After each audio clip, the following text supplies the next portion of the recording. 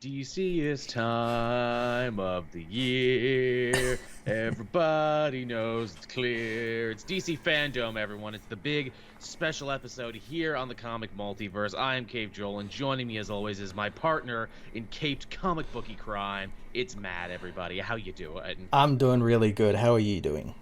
Oh, so good. You know, our cup really runneth over this week. I know I say Oof. that a lot, but I really mean it. It does, it does. I was putting together news for this and it was just this long page. It actually reached the word limit of like the upload on when I put the news in like what we're talking about each week. It actually hit the character limit.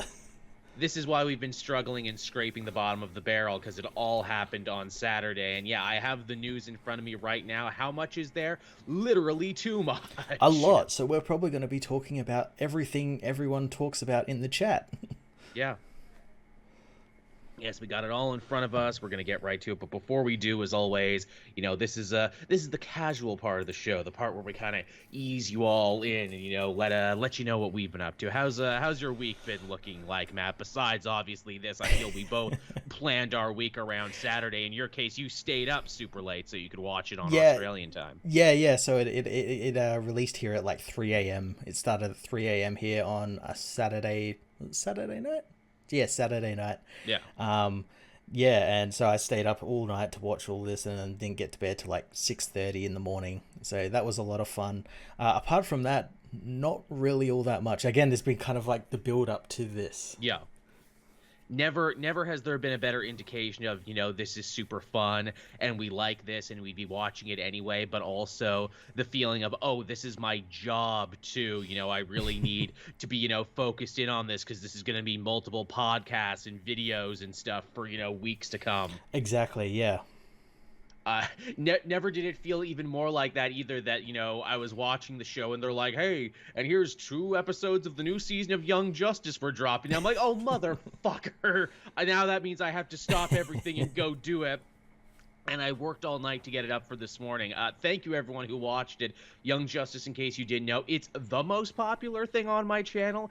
It brings in more numbers than any comic video. If I could just do Young Justice content, I would. That's really good. I actually did a recent video which, because we have the big new Warworld saga starting up at the end of the month, I did like a big video containing every Action comic leading up to it, all the Superman and the Authority, and all the current Superman, Son of Kal-El issues, all leading up to that event in chronological order. Oh, that's for smart. people to That's watch, right. and people fucking love that video as well. Yeah, it's all over the news right now, so it's good stuff to do. I mean, hell, Jim Lee himself basically said this is the biggest Superman story we've done since the death of Superman. I'm like, really? Yeah. I guess we'll see. Yeah. I'm looking forward to it. Yeah, Cowboy helping us out in the chat right away, saying, my first live chat. Salute, Matt and Joel. We'll salute back to you. Thanks for the content. Oh, you're more than welcome. I hope there's another Arkham Knight game coming soon. I mean, yeah, probably. Yeah. I mean, Isn't we're that getting this Gotham Knights game technically an Arkham game? I mean, isn't that Suicide Squad game technically another Arkham Knight game? Yeah. I mean, we'll see about that. So yeah, I mean, I guess there's no point grandstanding and hot dogging. I guess we might as well just get right into it, right? Yeah. We got a lot to talk about. Yeah, so again, for those who don't know, and if you're watching this, I really don't know, Saturday was DC Fandome, the big trade show for the entire DC Comics multimedia enterprise. It's Fandome. It's becoming a yearly event now. It's becoming like their E3 or their D23. I have a weird kind of dyslexia that every time I see Fandome, I cannot help but read it as Fandom every time. I have a terrible bit of dyslexia, and I'm like, ooh, you know what? The DC Fandom should really be like their mascot, right? That should be their Gritty. Yeah. I think I would like to try out for the Fandom, so, assume the position, you dirty little pay pigs, and we're gonna smother you with a hot, uncut stream of DC news, mostly Batman. Yeah, mostly Batman. So get ready and pay us tribute, you filthy little pay pigs. And the first story actually involves Black Adam, the long in development Black Adam. Have they not been talking about this forever? For like at least 15 years. We knew it was going to be The Rock. We knew they were going to make it at some point, but it felt like DC cinema, the cinematic universe, couldn't, stay solid long enough. And now they finally did a pretty damn good Shazam movie, and we're getting this. We didn't get a lot of footage, but we did get to see a teaser of The Rock in the costume and electrocuting some motherfuckers. Yeah, turning him into dust, and it looked pretty fucking awesome. Pretty on brand for Black Adam. It did. I'm just like, oh yeah, for once they can actually have a character who's a little meaner and a little bit more brutal and a little bit more grim and gritty, because he's technically not a hero right away. He's an anti-hero. And which is really funny with how they're building him up in Justice League as the hero. You'd think that was because of this film, because of like The Rock doesn't want to be seen as like a villain. Yeah. So who knows? Maybe that's how they'll do him in the movie. Maybe that's his character development in the movie. I guess. I mean, he killed that guy so good. I'm like, yeah, but he's really sad about his wife and son, right? That's why. I feel like for people who have never seen Black Adam before and have no frame of reference, I don't know what you're trying to get across. Crimson Echidna, does denying the Snyderverse count as edging? Yes, always. Yes. Always denial. What's that line that Silver Banshee has in Secret Six I love so much, where it's like, why would you give away for free what you could make a fortune denying forever, darling? So there you go. But yeah, this looks pretty cool. It does, yeah. The little tease was really great. We got to see very brief, teasers of like a Hawkman costume, which I've actually seen behind the scenes photos of, and it looks pretty fucking awesome. Yes, because this Black Adam movie is more than just a Black Adam movie. It's also a backdoor JSA movie too. Yeah, Hawkman's in it. Dr. Fate's in it. Atom Smasher's in it. Cyclone's in it. I imagine probably like a Green Lantern. Alan Scott might appear. Yeah, they got some pretty interesting casting in there. Pierce Brosnan was all over the stuff that they showed.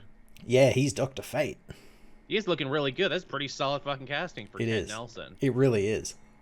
Captain Coon, as always, helping us out in the chat. The Fandome is blue leather and has DC on both his and her chest and butt. Yes. Joel Schumacher is directing. We're using some of the leftover blue leather from Batman and Robin. Yep. We got the ass cast and the chest cast. It's all great. See, we're thinking, we're gonna wake up tomorrow and we're gonna have fan art of the Fandome. Oh God. I guess too, like, what did we think of the show? Like, obviously we were there for the news. There was a lot of blue screen and everything because people can't be in the same room, and obviously this shit was filmed months in advance before they actually did it. But what did you think of the show overall? It was alright. It was the same as last year's. They had that that CGI set thing. This year they did have a theme song though for DC Fandome, which was pretty good. It's done by the guy who does all the music for like The Flash and Legends of Tomorrow and all that. That was pretty soft. Maybe this is just me, but I hated all the many different hosts they had. It had multiple hosts. They're pretty cringy. Pretty cringy. Which, I don't want to be too mean to them because they're like people like us. We could literally run into them at some point. But hey, not my bag. If it was up to me, like, just pick one host. Pick like one good celebrity host and let them do it. You know who they should have gotten, and it's everyone will groan at this, but they probably should have gotten someone like Kevin Smith. Literally, Matt, you and I mind meld, yes, because Kevin Smith likes this shit, knows what he's talking about, and is occasionally pretty funny, isn't it? Yeah, and he's he's directed episodes of Flash and Supergirl and all this sort of stuff. He's written comics, That's true. Exactly. If there was ever a person, you want someone who can be a good ambassador for this shit, and say what you want about Kevin Smith's films, but most of the time he's a pretty good ambassador for comics. Yeah, have him do it, and then just have like the actors and stuff in their little parts. Absolutely. Hey, Joel McHale is Starman. They should get him to host it. He's a great host. It's Joel McHale.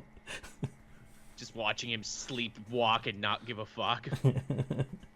He's great in that last episode, actually, when he gives that little monologue. That's arguably the best acting he's ever done, I think. Yeah, he's giving a shit in that show in Stargirl.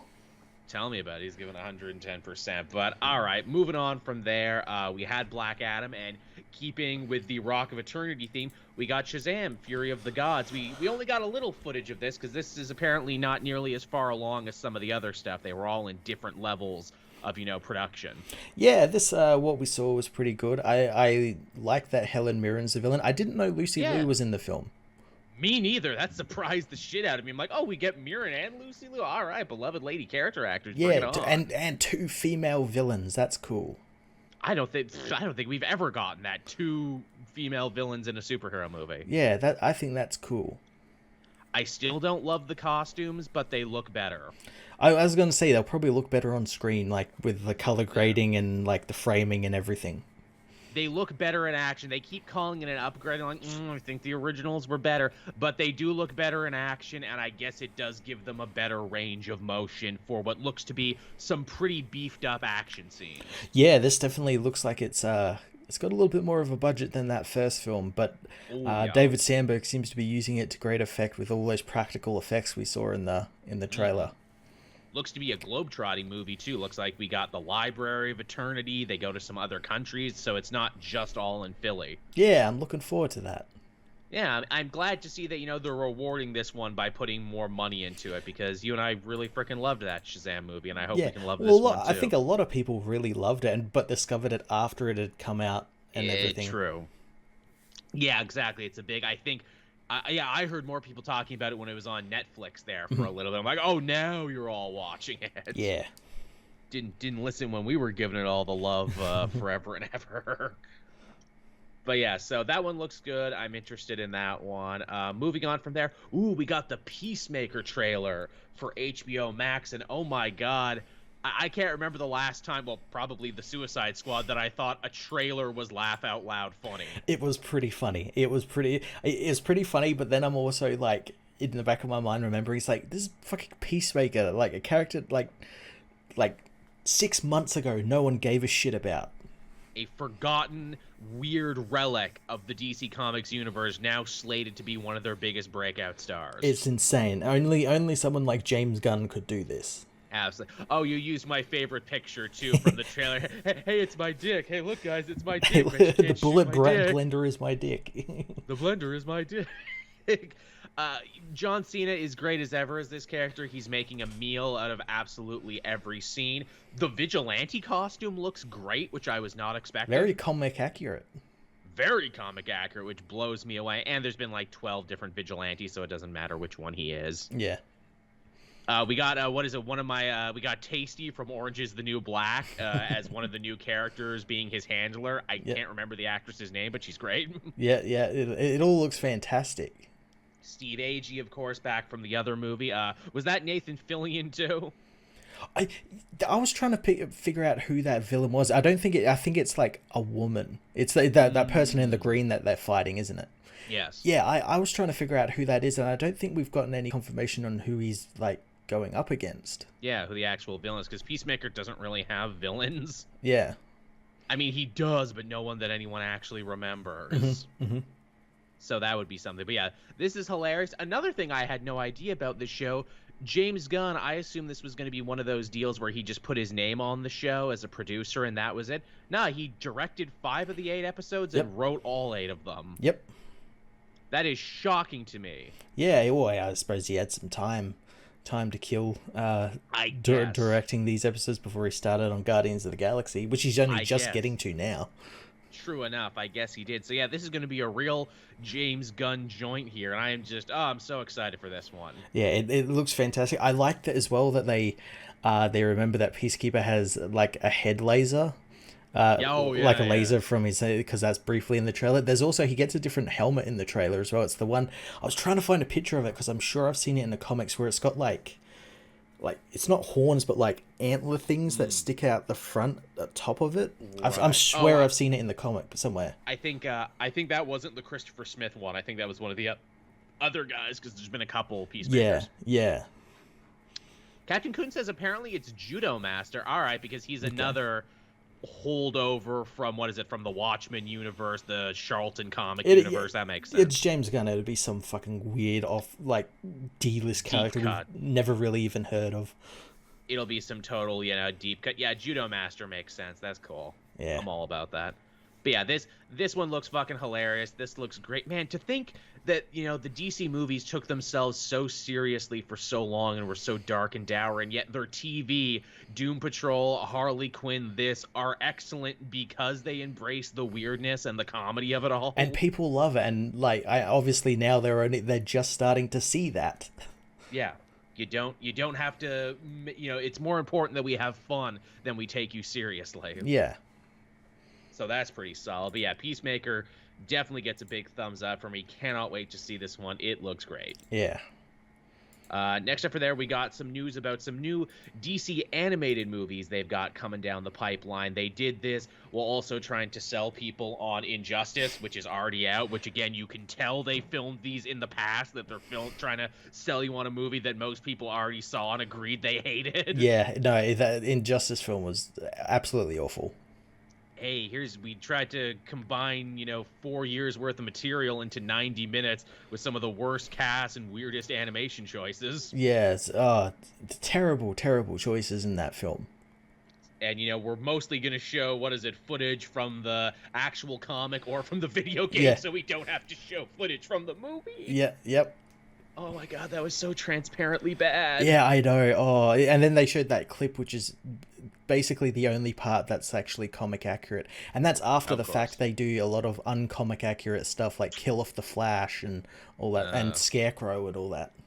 Now, that being said, a lot of people said that I was in the movie getting killed by a Meso, so I'm cool with that. But because animation takes a long time, it's an older version of me when I was doing, like, the Jerry Lawler Trident beard, not what I'm doing now, with, like, the whole side connecty thing. Yeah. That's pre-Crisis Joel who gets murdered, not current Crisis. But yeah, we got a whole list of animated movies coming down the pipeline. Apparently they're doing a Green Lantern movie again. Green Lantern, Fear My Power. About time. It's been a bit. I wonder what story they're going to be adapting here, because they did First Flight, they did the anthology movie. I can't do anything on Simon and Jessica, because they had theirs in that Justice League versus Fatal 5 stuff. Which was really good. That was really good. I imagine it'll just be like something probably for like Jon Stewart or something. That'd be fun. I would definitely like that. I guess Green Lantern's getting some play because we got this and maybe that other live action show at some point, so they want to remind people it exists. Exactly, yeah. They want to remind people. Apparently they're working on a Milestone animated movie with Brandon Thompson writing, which I think is super fucking cool. I'm really excited about that one. Yeah. I think that's super awesome, but at the same time, Reginald Hudlin said it, and I have always taken everything that man says with a grain of salt. He is the Paul Heyman of comic books. I did as well, and then like this was the first time I actually saw an interview with him, and I'm like, wow, he's like really like enthusiastic and exciting, and then I'm like, oh yeah, but like he says a lot of things that never really come true. And if you talk to a lot of people in the entertainment industry, he promised them the world and never delivered. Yeah. Which is why I'm like, that's great, Mr. Hudlin. That's great. Am I actually going to get to see it, though, or are you just blowing smoke up my ass? Well, I think Brandon Thomas has written some of the other DC movies before. Yeah. Some of the other animated films. So I imagine it'll probably actually happen. Also, too, it's just like, the last time Milestone hit really big was when they had the Static cartoon. So, like, animation has only been a boon for you guys, so you should have been on top of it from the beginning. Yeah. That they also had like the Milestone mentorship program there where they're like, yeah, we're going to help shepherd the next generation of people of color, artists and writers. I'm like, oh, that's great. That you should really do that. There really should be a force for that in the comic industry. That's a net good. Hey, didn't you guys also just finish a long, protracted legal battle with the widow and mother of one of your friends who you weren't paying? I wonder that felt like a I was trying to articulate it to someone. It felt like a we're trying to fix our PR. Yeah, well, that was in like the contract, like that they signed. It's like they have to do this now. You have to do something good for the community and not just give me money. Yeah, maybe. Yeah, that makes a lot of sense. My thing is like, hey, that's a great idea. Also, someone watch this foundation like a fucking hawk to make sure that these new talents are actually getting paid and taken care of, because unfortunately these guys have a bad track record now. Yeah. And when I say those guys, I really mean Hudland. Yep. because I don't think Dennis Conway or Dingle or any of those other guys would rip anyone off. No, We know who the problem child is. Again, go watch the Boondocks characters, Wedgie Rudlin. Totally a rip on Reggie Hudland. It's just Aaron Magruder telling that guy to eat a bag of dicks for like 3 episodes of television. But then again, hey, Boondocks is still slumbering, so who's winning that fight? Yeah. I actually follow like the official Boondocks Instagram page. I think they're selling NFTs now, so that's not a good sign. Oh no. I know.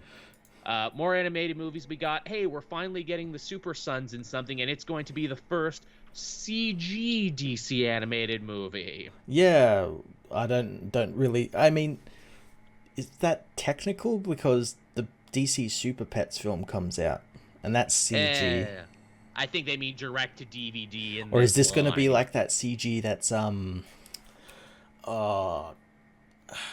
it's like anime, but like things like those Godzilla Netflix films, Knights of Sidonia, stuff like that. How it's like anime, but it's like 3D CGI.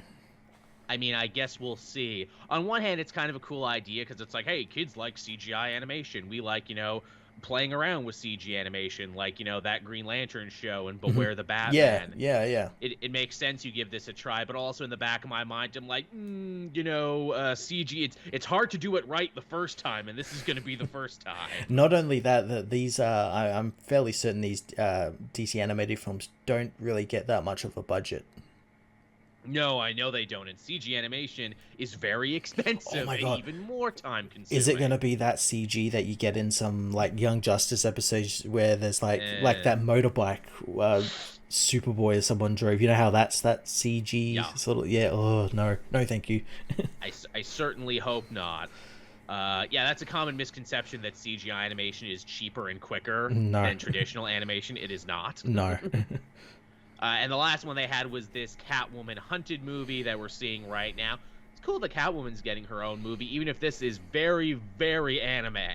Yeah, it definitely it reminds me of what's that cartoon? Totally Spies.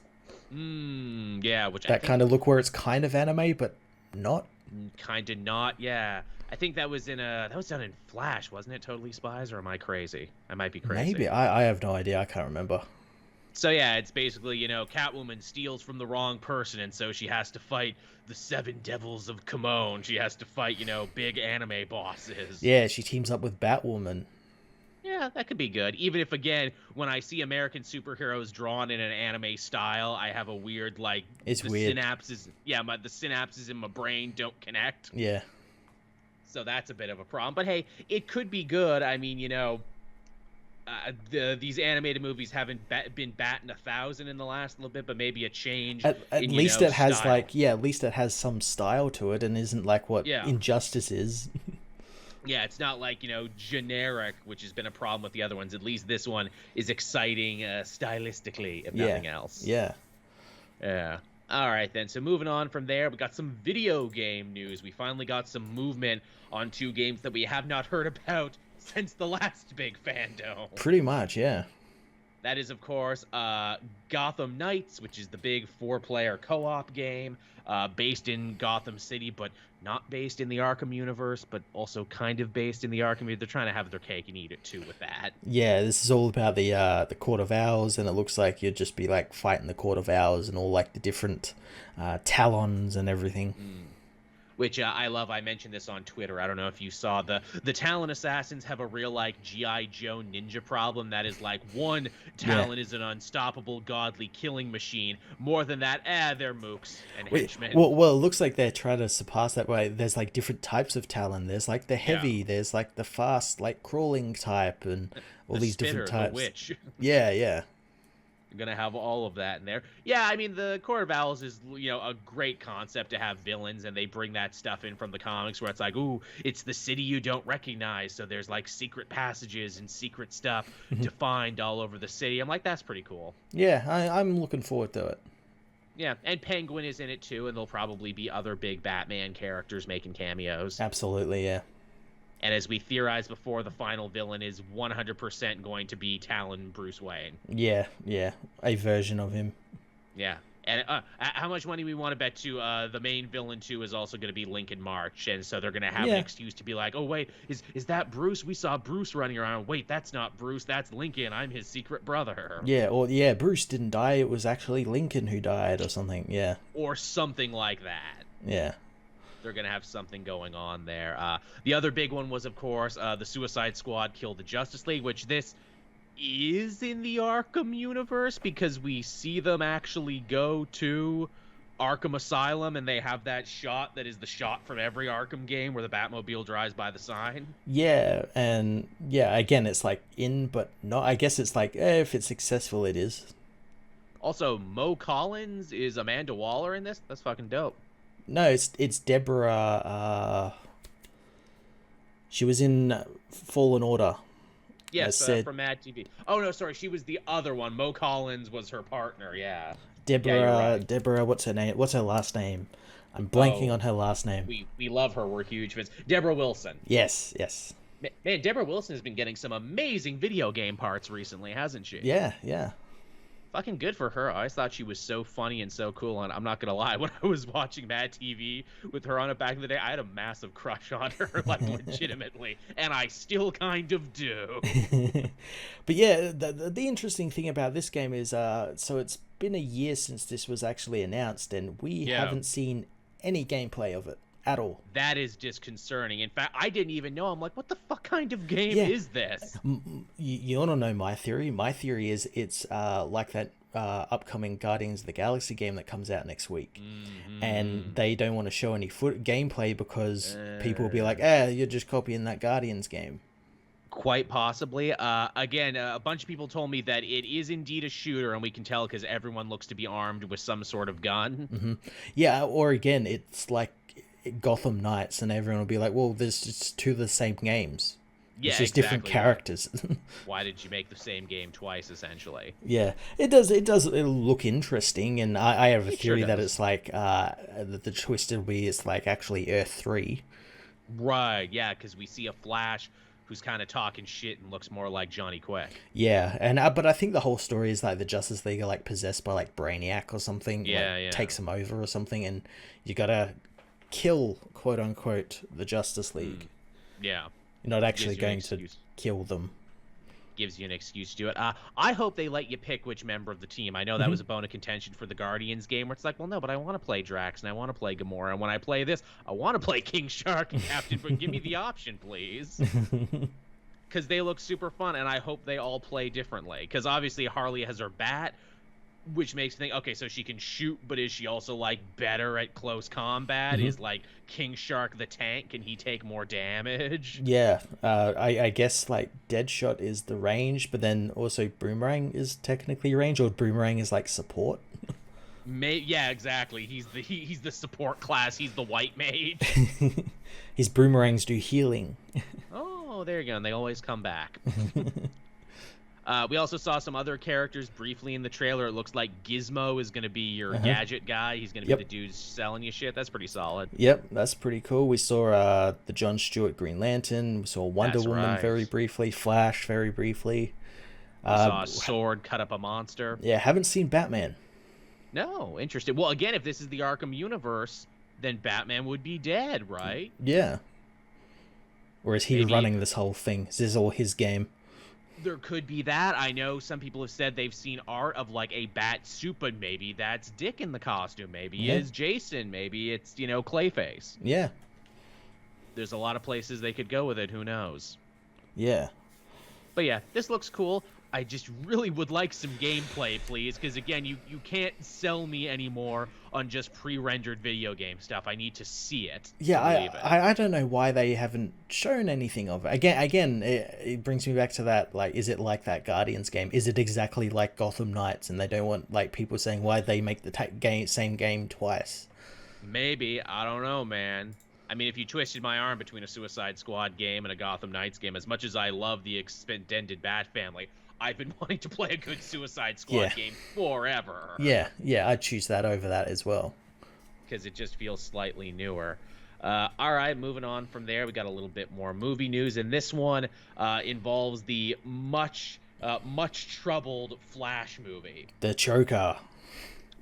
Man, can we talk about that? So Ezra Miller showed up looking disheveled High and as a out kite. of it, high as a goddamn kite. I'm like, did they put him, or did they put them down there in that cave? Was that their punishment for the choking, where it's like, all right, Ezra, you need to live here in this deep dark cave now until everybody forgets what you did? And that cheeky motherfucker wearing a choker and looking like shit for the big DC Fandome event. Well, it's nice to know they're not taking it seriously, and you know what? Can't really blame Ezra either, because yeah, this clearly stopped being a Flash movie forever ago, and the big thrust of this trailer is, hey, we've got Keaton as Batman, look at the back of his head. Yeah, that's all everyone was talking about when this trailer hits. Batman. Keaton's doing the voiceover for it. We get to see his suit and everything. It's also an ensemble movie now, because obviously we got multiple other characters tagging along. Multiple Ezra Millers. Yeah, exactly. It's a hell of a thing. Yeah, that's got to be a real kick in the nuts there, where it's like, hey, whatever this movie was, it's not that anymore. Also, was this supposed to fix, the Snyderverse, multiverse thing? Yes, maybe, no. Who the hell even knows anymore? I think it probably will. But I don't see how it could fix all of the problems, because there's like fucking so many of them. We got to see the new costume in action there. It's fine, I guess. I like it. I like it a lot better than that goddamn armored crap. It's definitely better than the armored suit. There's no doubt about that. It looks way better than the one we had before. But also, hey, it reminds me too much of the new 52 suit, where it also had a bunch of crap on it. The lines. The Jim Lee lines. Thank you. I'm like, what's wrong with just a regular suit? What's wrong with that? Well, we've got that on the Flash TV show. I guess so, yeah. We can't have that. I guess also we saw Supergirl for a minute, too, the movie's version of her. Yeah, that's cool. Yeah, there you go. Again, more characters to distract from Flash in this Flash movie. It just seems weird. Like, this whole thing just seems odd, where it's like, I feel like you guys don't even really want to be making this right now. No. You're not doing a good job selling me on it, is the problem, because it feels like it's a chore for all the people who are making it. Well, I think their attitude is like, okay, we make this, it'll like kind of sort out like our movie universe thing. We'll be done with it. Fine, whatever. We can move on to the next thing, multiverse. Yeah. Multiverse. Yeah. It's the word of the day, multiverse. But yeah, I mean, it is what it is. I mean, maybe Keaton will be great, and maybe that will make the whole I have movie a feeling worth it. he will. I have a feeling he will be pretty good in that. Yeah, for sure. All right, moving on from there, we got some more news on the DC film side of thing. Aquaman and the Lost Kingdom, we got some more teasers from this, and some very interesting words from Jason Momoa himself. Momoa basically said that this movie is, he said all the typical movie stuff like, oh, it's going to be bigger and more exciting and da-da-da-da-da, but he also said it was going to tackle some very important ecological and environmental topics, which made my ears perk up, because you'll remember one of my big complaints with the first Aquaman is that Aura made way too many good points about global warming and the death of the ocean, and Arthur himself was just kind of like, meh, and then they never circled back to it. Yeah, maybe this is them circling back to it, and they're like, oh yeah, we've got all these like plots, like, well, let's go back to them, and of course they'll listen to Jason Momoa. Yeah, which apparently, like, environmental stuff is very important for Jason Momoa. That's a big pet cause for him. In fact, I even remember him basically saying, hey, unless we do this, maybe I don't want to do Aquaman 2. Mm-hmm, mm-hmm. Which, hey, man, way to use your power for good. Yeah. I'm down for it. We got some new stuff for Black Manta. His costume is different now. And I'm going to say it actually looks better than the first one. It does. It looks really cool. Looks way more comic accurate now, doesn't it? And also looks practical, like someone would actually wear this. Yeah, and it looks like like an upgrade from that bulkier suit that he wore in, like, he's fixed the bugs in it, basically. Absolutely. This is Black Manta Mark II. I like his henchmen as well, with like the big like divers helmets and everything. I thought that was pretty cool. Very Scooby-Doo ghost pirates. Yeah, we also saw like art, because apparently this is going to it's going to the Lost Kingdom, which is I guess like their version of like Hollow Earth or something. I guess. And we saw like giant grasshoppers and weird fish creatures and monsters and all this good stuff. because James Wan loves his monsters, Yeah. and the first one had a lot of that, so let's double down on what worked about the first one. Yeah, they also obviously brought back. They were sure to mention that Mera's coming back. Yeah, Yeah, but we're sure to show just enough of her that we had to. Oh, people still noticed. People still noticed. They moved right past that. It's like, oh yeah, a Hollow Earth, Black Manta, giant monsters. Mara's in the movie too. Moving on. They did the same thing in the Smallville part of the show, where it's like, oh, we're showing all these clips, and there's one clip of Chloe, and we're moving on right from that. Yeah. Hey, aren't one of your actors literally in jail for being part of a terrifying cult? Oops. Oops, moving the fuck on. But yeah, I'm sure Aquaman will be good. I enjoyed the first one. I didn't think it blew me away, but it definitely set a good base, a good foundation. Yeah. It was well, again, it was colorful. It was like, didn't take itself too seriously. Yeah. And you go from that to like the Snyder cut. It's like completely fucking different like characters. Can we get a better soundtrack for this one? I would like that. Yeah, maybe we will, because everything's bigger now. True enough, yeah, or at least a soundtrack that didn't feel like they got it off like Epidemic Sound. That's what I would like. Also, as much as I love that we got a cooler, better-looking Black Manta, it's kind of weird that he's set up to be the main villain in this when it's like, but Aquaman beat him once already in the first movie. We've seen it. It's classic comic book stuff. He comes back, and he's probably like just, again, a small part working for someone. Maybe, yeah, for the real villain. Yeah, I feel this movie's gonna have like a quote-unquote real villain reveal. Yeah, because we even saw Ocean Master in those behind-the-scenes stuff, and he's like, looks like he's True. like breaking out of prison or something. Ah, right. Yeah. But then again, it is also like, hey, it's Aquaman. There's only so many villains that people actually know. Yeah, name 2 Aquaman villains that aren't Ocean Master and Black Manta. The Fisherman. Okay, we're not gonna do the Fisherman. Damn. Those shark commandos. That guy who killed Aquaman's son and fed his hand to fucking what is it? Those piranhas.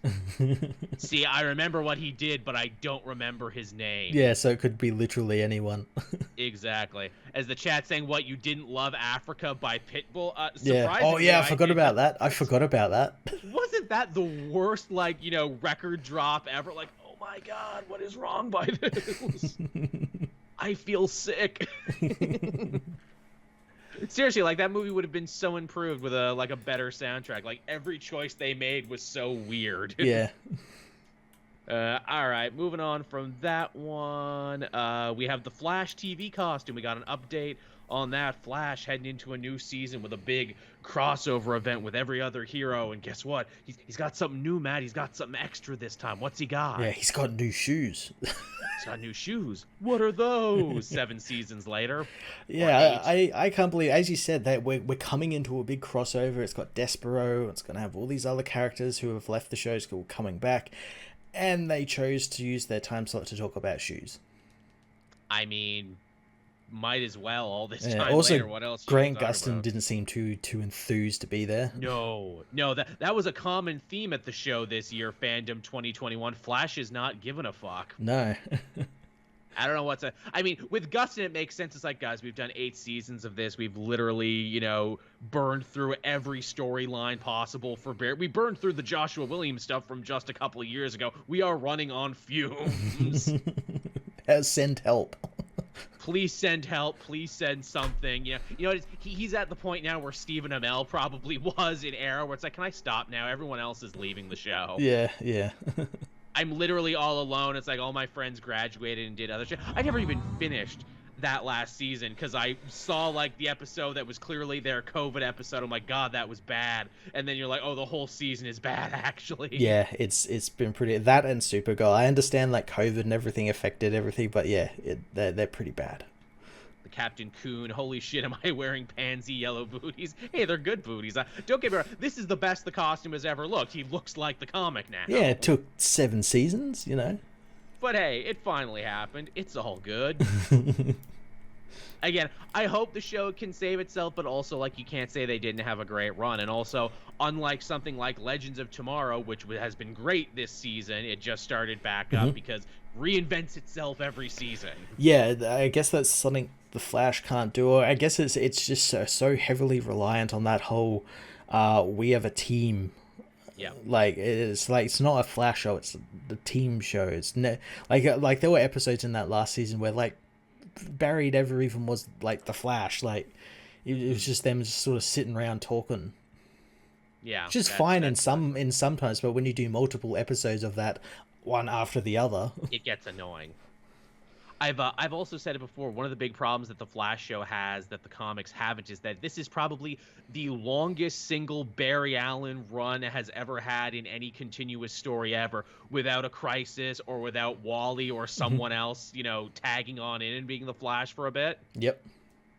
Because they burned through every Barry story, and it looked like for a bit where it's like, okay, no, we are going to set up Wally to maybe take up the mantle and give, you know, Grant Gustin a break. Oh, no, that actor had a bit of a breakdown. I guess we can't do that now. Oh, we'll bring in the daughter. Oh, we can't keep her around. We burned through her story. Well, we're bringing another future Flash, and I can't do that. Yeah. As Devin the Great puts it, Grant gave more shit about when he was talking about the Superman family and Superman and Lois that he did about the Flash, and it makes sense. He's a big Superman fan, and yeah. It's a shame. That show is better. It's a shame because it's like the Flash was so good, but it's like, okay, you know what? Maybe you should think about wrapping it up now. I honestly think this will probably be the last season. If not, they'll probably do one more season, and it'll be like a cut down episode season. Yeah. Which is fine because the CW is in a good enough place now where it can renew and revive itself, and it's got new stuff on the way. Doesn't all have to be held up by one person or one show. Exactly. And speaking of new stuff. Yes, absolutely. After that, we got the Naomi trailer. I'm going to let you talk about this because obviously you know more than me. Yeah, so we got like a little tease of it, and I actually really liked it because it was basically one of the most comic accurate things we saw from these CW shows, because everything we saw with her in the classroom getting like the text from her friend that Superman's outside is exactly how it is in the comic, down to like the text bubbles and everything. I mean, again, when you only have like one volume's worth of story to pull from your whole show, I hope it's accurate. The one thing though that has me really concerned is obviously we don't see Superman in this. We see like the streak in the sky, and I'm like, oh, is that how we're gonna do it in this show? A show where like Superman is actually interacting with the character and sort of setting her on her path. Are we gonna do the whole he's you just missed him? Please don't do that. Please don't do that. Yeah, come on. We like Tyler Hoechlin, but come on, you can't get him for a day. You can't get him for a day to film some stuff. Exactly. I mean, I guess, too, it's like, is Naomi in the main CW universe? Like, where is even anything now within this universe? Well, again, you could connect it to that Superman and Lois show. Yeah, I mean, it's in that universe, even though that's technically in the same universe, but really not. Yeah, I mean, they're kind of living fast and loose with that. I mean, shit, if goddamn Jay Garrick, Wesley Shipp can show up for everything. Yeah, exactly. That's the thing. In this version, it's John Wesley Shipp that inspires her. He's the Superman. Hey, he'd probably be a pretty good, like, Kingdom Come Superman. Yeah, he's down for it. He'll do it. the Brandon Routh suit's just sitting around, you know? Yeah, just throw him in that. There you go. You're Superman now, John Wesley Shipp. He'll show up for anything. Yeah, I want Naomi to be good, too. The actress they talked to for this, she seems really enthusiastic about the whole thing. Yeah, Ava DuVernay's in it. The little clip we got was, like, really well shot. I like she's, like, skating through, like, the hallways of the school, and the camera's, like, following her and everything. It was pretty cool. Yeah. So, yeah, definitely check that one out. Moving on from there, we got some actual comic book news. Yes, it was intertwined in the show. I was so happy. How about that? Comic books actually did have a place in the show after all, even if they were kind of like, hey, guys, this is your piss break if you need to go now. Yeah, it was like little breaks with, like, what's her name? Candace Patton. Sort of like news breaks. Hey, everyone, we're going to be talking about comics while you're gone. And this is actually talking about Jean Lewin Yang's project there, The Monkey Prince. Yeah, which is funny because before DC Fandome started, I was like, wait, weren't we meant to get, like, this big new hero? He was in that celebration of Asian heritage issue, and then like nothing, and I'm like, what the hell happened to him? And it's like, yeah, he's getting his own series, and he's gonna be fighting Darkseid. which is pretty cool. And we saw some really amazing art from that book. There's like a bunch of other animal-esque people. Yeah, they're all from the book, Chinese Zodiac. the story that the Monkey Prince is from, which is the something Journey, Amazing Journey to the West. Journey to the West. That's the one. They're all from that, which is a cool idea. And like, yeah, there's a lot of great stuff in Chinese culture to pull upon for superhero stories. Yeah. And if it's anything like Gene's recent work with like Batman, Superman, all that sort of stuff, it's gonna be good. If I may put my conspiracy theory hat on for a second, I don't think DC was planning to move ahead with Monkey Prince stuff. Then they heard Netflix was interested in a bunch of Gene Luen Yang's independent properties, and now they're like, oh, fuck, we got to get him, working for us ASAP. Hey, man, what do you want to write? Your original thing, you can write that now. It's a 12-issue mini.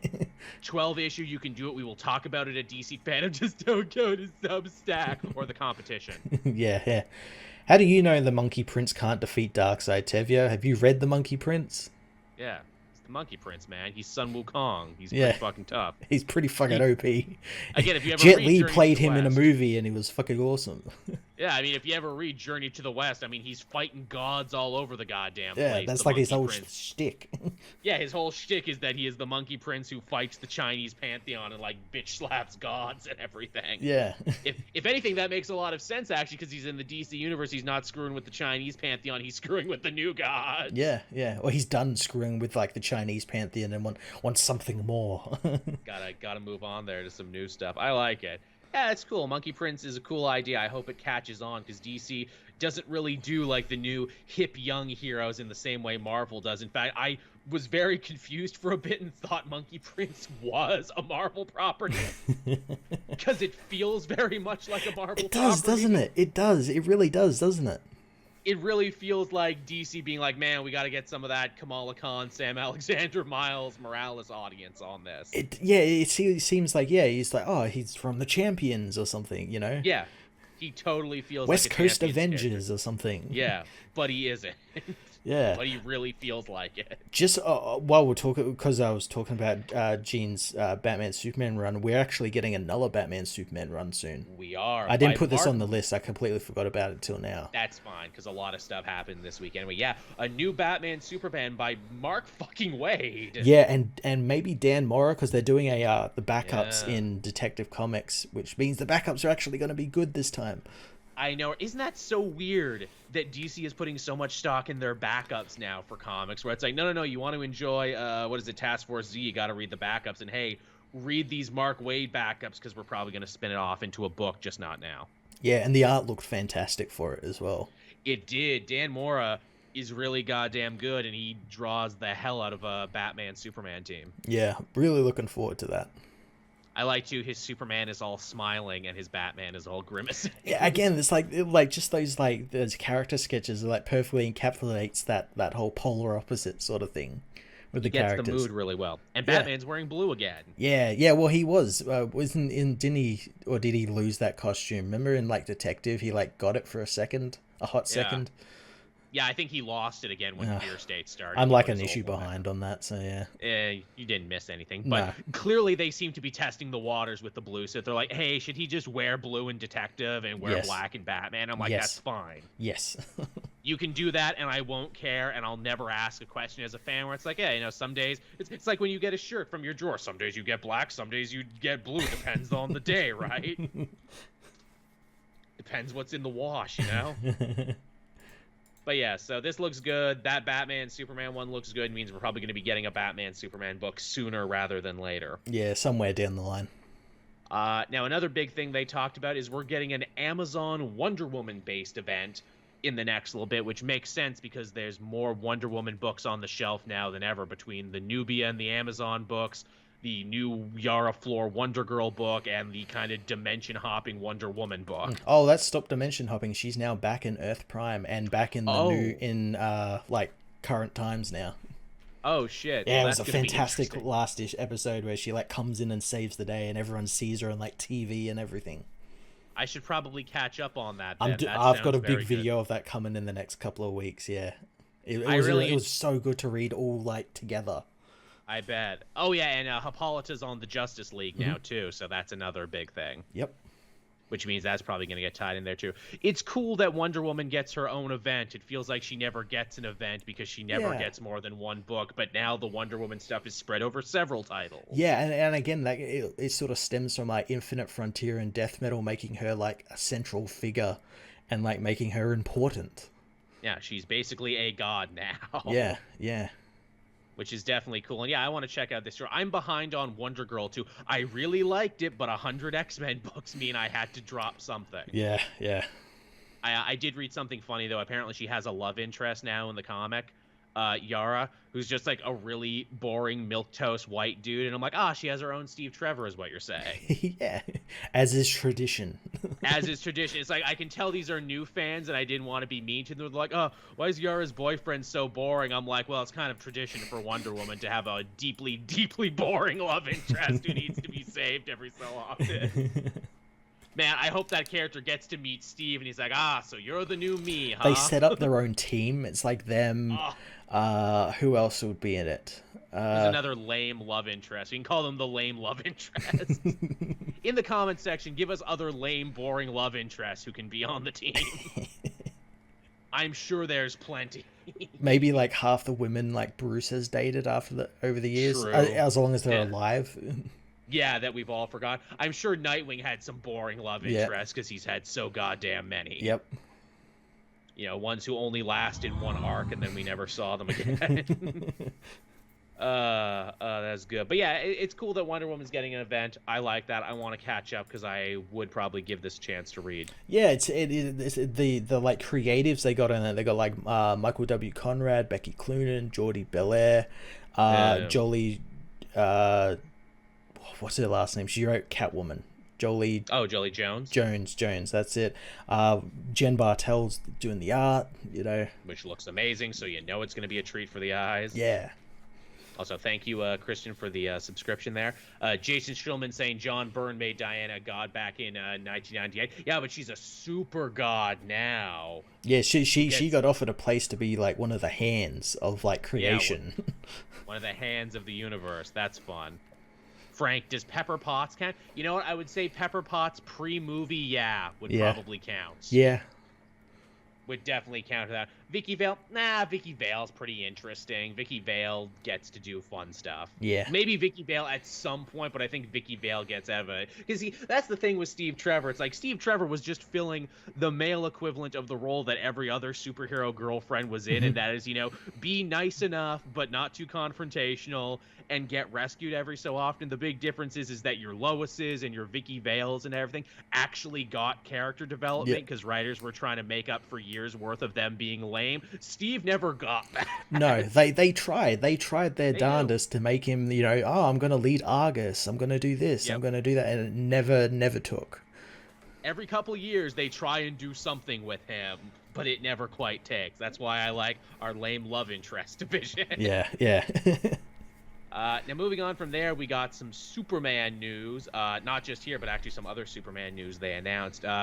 Jonathan Kent, you probably know because the media was talking about it nonstop. Not even just regular comic book media, has come out as bisexual to the world. And you know what? I got to eat a little bit of crow on this, Matt, because we talked about this a couple shows back. I'm like, I don't know. I'm fairly certain we called it. Well, you did. I didn't. I'm like, man, I don't know. My gaydar is pretty good. I just don't see what people are reading into this. I was wrong. Again, it's that secret identity, that mild manner that tricked you. Tricked me good. Apparently that's... What is it? Apparently that's my own kryptonite. So yes, apparently he is going to actually be ending up dating Jay Nakamura, aka The Truth, his YouTuber buddy there. See, that's what bothers me. I have no problem with John being bisexual. I have a lot of problems with him dating a YouTuber. John, you can do better. I have a theory about him, but I'll get to that theory when we talk about what we read this week, because there's a comic that actually connects to this. Well, tell it now, because we're probably not going to be able to get to what we read this week, because it's all fucking fandom news. I don't think Jay Nakamura is a real person. I think he's actually ultra humanite. Oh shit! Huh? Because at the end of Superman and the Authority, ultra humanite went to go choose a new body to try and kill John Kent with. That's right. I'm going to ruin your life. What better way to get close to him than something like this? Again, no, Tevya, no, it isn't. Again, people always use the word forced No, who it's don't not know what it forced means. at all. Yeah. Again, we've heard every variation of this argument, like, oh, there should have been a bigger build up to it. He's a new fucking character in a new fucking series. This is issue 5. Yeah, he's not a boring character, Tevye. We've barely seen him. This is what we're on issue 4 now. Yeah, We've barely had 3 anything with him because we've been dealing with some other stuff. You got to let new. You got to let the story tell itself. Yeah, absolutely. Jesus Christ. Yeah. Again, I don't think you're hateful, Tevye, but I think you're wrong. And you've been a fan long enough, I can tell you that. Yeah. But yeah, so this is a new thing now. Again, it's not really new because apparently a lot of people called it before me. Go figure. I mean, hey, it definitely ties into the story that Taylor is trying to tell here. John is growing up, trying to be a different sort of Superman than his father. And part of growing up is, figuring out what you like in that regard. So, there's definitely some interesting stuff to do in that regard there. And I mean, just the Superman line in general is so interesting now with everything they got going on. Yeah, again, they've got like a bunch of interesting writers doing interesting things. Yeah, again, like with the Warworld stuff, this stuff. Tom King's doing some really great stuff with Supergirl. KT there, this made many people mad, and I love it. Yeah. Yeah, the Fox News guys' heads exploded, and of course they didn't bother to do any research, so like a lot of people thought that Clark was coming out as bisexual now, and a lot of people lost their minds. Yeah, and then they'll go and like talk to like Dean Cain, who hasn't played Superman in almost half a decade, 25 years. What do you think? Oh, of course he's gonna clutch his pearls because he's one of those weird Christian right wingers, fundamentalists. Yeah. That's the only reason people want to talk to Dean Cain anymore. Yeah, and it's like, how about, go talk to, like, some of the more recent Superman. Hell, the guy who's, probably playing him on set this week. Wouldn't that be nice? Yeah. Actually, yeah, we got to see some of the actors who play, the kids on that Superman and Lois show. And it's funny, the one kid there who's so, like, dour on the show is actually, like, a really cool dude in real life. Yeah, he's really, like, happy and energetic, yeah. So apparently he's a great actor. Good for you. I thought you were just sour in real life, kid. No, apparently you're a great actor. Right on. Now, I will say, some queer people who I do follow on Twitter and whatnot, they had a take that I didn't quite expect, and they compared it to Catwoman, because obviously Catwoman, came out as bisexual like several arcs ago. Mm-hmm. Like several different runs ago. And then writers just kind of forgot about it again, and they don't bring it up anymore. And I'm like, yeah, okay, I see what you're doing or what you're saying here, where it's like, is DC being like, oh, Tim Drake is bisexual, and John Kent is bisexual? Is this their way as like a bunch of straight executives to be like, yes, we are scoring points with the queer community, but also if we don't want to write it later, it's fine. Yeah, basically doing so many of it that maybe one will stick. Yeah, maybe one of it'll say. I hope that doesn't happen. I have all the faith in the world in Tom Taylor to see this through, because I know he's that kind of writer. It's after it I'm worried about. Also, you need to also remember this isn't a Catwoman or a Robin. This is Superman. This is different tier to those characters. Yeah, you should definitely hope so. Oh, did you see it? I'm sure you did, because it was making the rounds on the air. It was Tom Taylor on CNN talking about this. Yeah. His interview was great, but what I loved about the interview is that he is dressed in that interview exactly how he is dressed in his Twitter profile picture. Yeah, oh yeah, that's like his con costume. Yeah, that's his Tom Taylor uniform. I'm like, so Tom Taylor went dressed as Tom Taylor. Yeah, he wears that to conventions and everything as well. Yeah, which I think is so hilarious. I'm like, see, that's what you need to do. You need to have a signature look. Gotta have a signature look moving forward. It's what you gotta do. Now, there was more Superman news too. Oh, actually, no, we talked about the Batman Superman book. That's what I wanted to cover. So there you go. Yep. But also, we had some more stuff. Superman's quote unquote new motto: "Truth, justice, and a better tomorrow." Again, as comic readers, that's not fucking new at all. No, yeah, that's been. This is more of an official cementing it in stone, but this has been his motto for the better part of probably I'd say 2 decades. Yeah, absolutely. At least. Absolutely. So again, it feels weird that it's like, hey, now we're coming out and saying it. And again, all the right-wing reactionaries, all the grifters are losing their minds. Superman's un-American. No, dude. Superman has always been bigger than just one place. There was one guy that said that to me, and he said, Superman is un-American. I'm like, yes, he's Kryptonian. Yes, he's literally from another world. Yes, he's a refugee. You know those people that you really hate? Yes. Also, one of his co-creators is Canadian, and no one ever likes to talk about that. No. Superman has always been bigger than one place. He belongs to the collective subconsciousness. He belongs to the world. Yeah, I don't think he's ever said the American way thing for like a long time, unless it was something jokingly. I know, like, I think Manchester Black said it to him in like a mocking way, like kind of mocking him for it and everything. Yeah, so he's not said it in a long time. Yeah. Or if he has said it, it's been in like a weird golden age 1940s throwback. Like, he doesn't do that anymore, though, for obvious reasons. Yeah. Again, this is much like John coming out. This is a big non-story that everyone blew up into a massive story. Exactly, yeah. And again, all these people losing their shit, I bet none of them read comic books. Oh, no, not at all. In fact, I know they don't read comic books because I've been looking through all the hot takes and, think pieces on Twitter. And I'm like, none of you motherfuckers read comics. None of you read this book. You are all talking out of your ass now. That's like, about going back to Tom Taylor. He had to tell people that, like, people were like, oh, why doesn't Superman just go back to his own planet? And it's like, well, we've got some bad news for you about that. Yeah, kind of blew up. Like, that's literally in his, like, origin story that he was rocketed to Earth. Yeah. Again, the people who get on about this shit, they don't actually care about Superman or comic books. They just see it as yet another venue for their stupid invented culture war that lives in their mind. Yeah, and it's good they don't, because then we can go and fucking clown on them. Yes, absolutely. It's wonderful. Again, and next week they'll be on to something else. Yeah, something else will happen. Yeah. That will get them mad and will rile them up on something. But yeah, so there's another piece of non-news that ended up becoming big news. Now, next up, we have some Crisis talk, maybe. All throughout the DC Fandom show, Jim Lee had come out with a bunch of artwork that apparently was like a puzzle, and ooh, you put it together. And it revealed a message, a secret communique between you and Jim Lee, and it was referencing Crises, apparently. Yeah, well, it was a recreation of the cover of Crisis of Infinite Earths, and so my opinion is fucking mess of a fucking piece of art. It's just fucking all over the place. But yeah, well, they did some fucking weird tease where they bleeped out what he was saying because, yeah, it's a tease.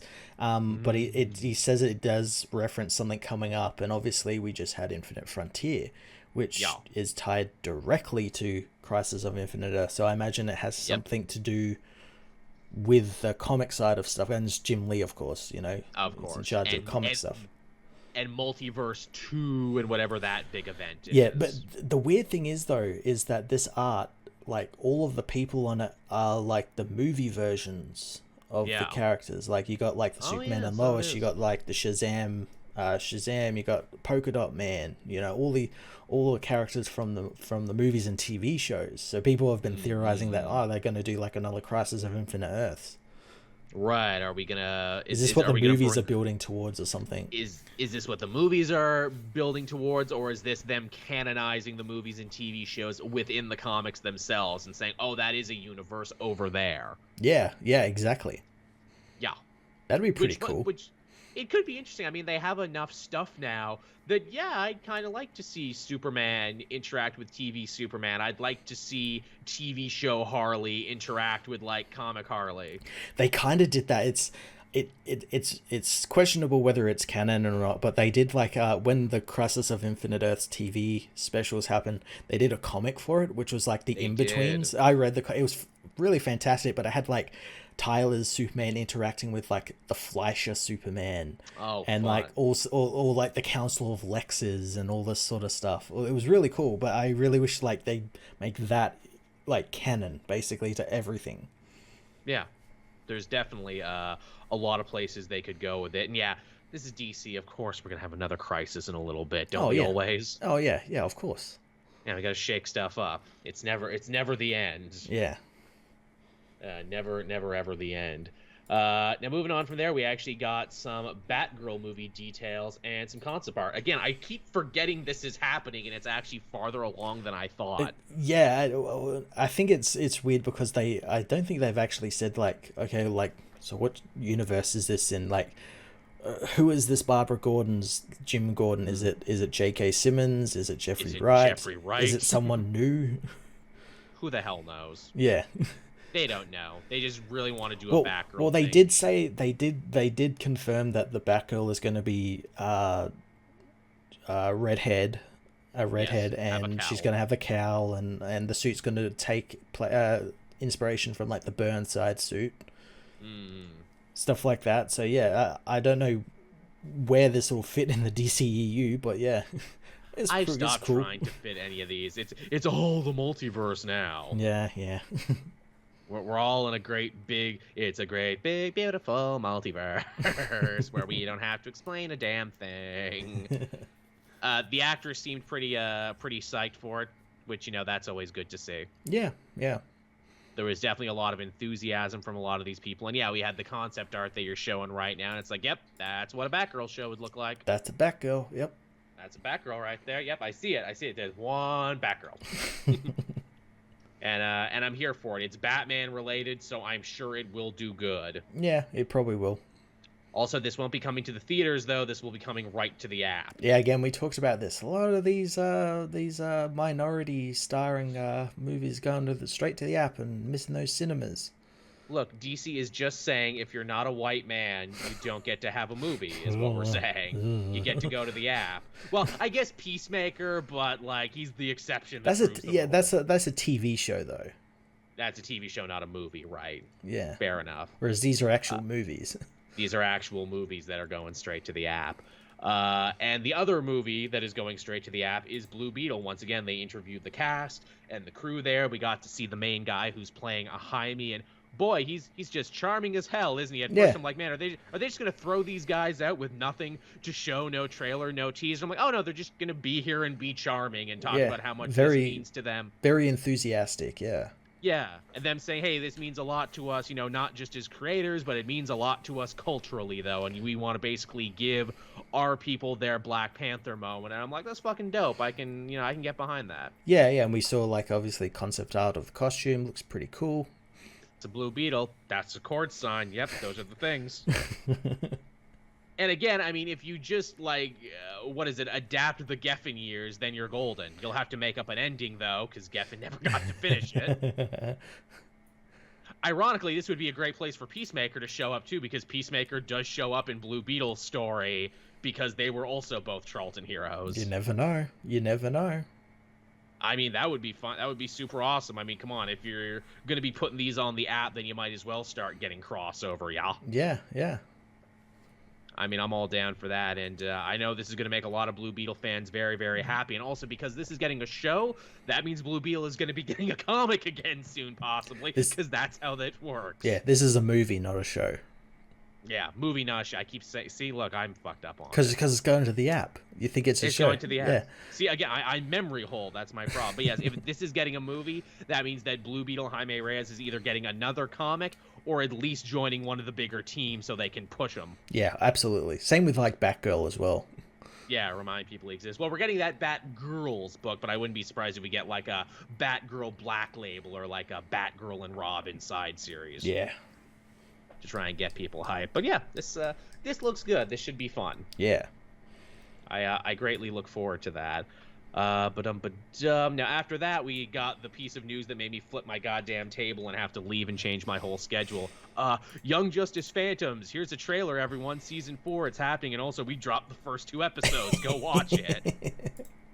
And I did, and it completely ruined my night. I had to work through the night to get the video done. But thank you, everyone, for watching. You all seem to like it. So like, how was it? It's pretty good. It definitely seems like they put a lot more money into it from the last season. They've also only jumped forward 1 year instead of like the 5 years they were jumping ahead. Okay. They redesigned the opening credits. Rocket is actually in the opening credits now. Oh, nice.